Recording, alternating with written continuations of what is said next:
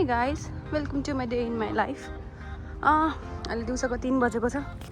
म रेडी भएर खानासाना खाएर हस्बेन्डलाई काममा पठाएर यसो बाहिर सपिङ गर्न आएको छु. त्यहाँ द रेन्ज देख्नुभएको छ हजुरहरूले. त्यहाँ जाम है त. आज के स्पेसल डे हो अनि एक दिनमा के गर्न सकिन्छ त्यही तरिकाले गर्दै हिँडेको छु के हैन. थाहा पाएपछि गाली गर्नुहुन्छ नगर केही पनि भन्नु चाहिँ हुन्छ भन्ने, तर मनले कहाँ मान्छ र.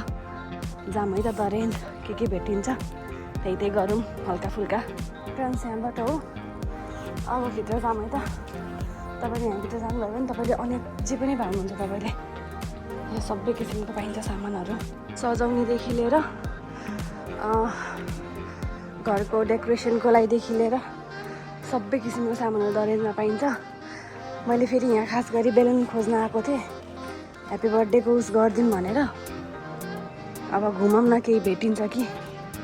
यस्तो बवाल छ यहाँ चाहिँ. यो चाहिँ अलिक किन्ने बेलै आएको छैन, अलिक पछि. अब जाम है त खोज्दै. मैले अस्ति नै यतै देखेको थिएँ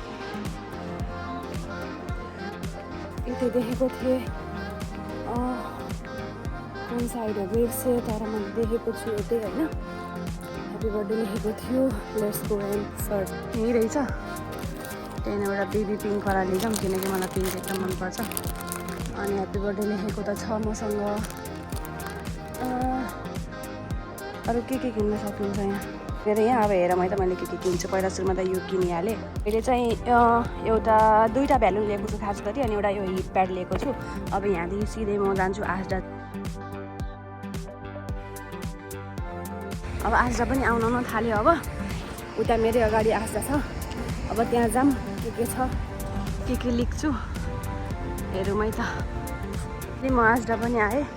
म बसेको ठाउँबाट 20-25 मिनट लाग्छ होला मेरो हिँडाइले आउँदाखेरि. अब भित्र जाम है त.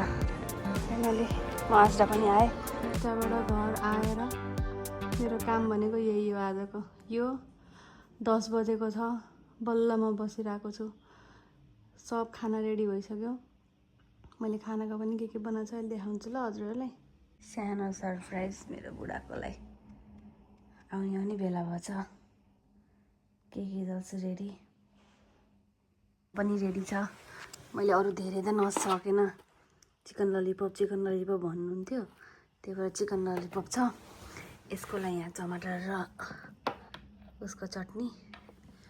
अनि उसको बाद मैले यहाँ फेरि मटर, आलु अनि काँक्राको अचार बनाएको छु.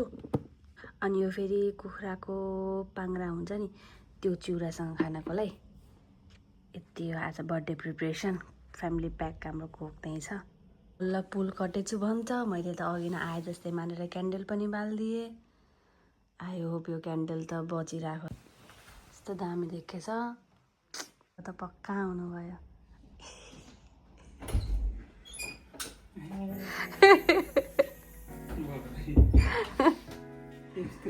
ह्याप्पी बर्थडे बुढो.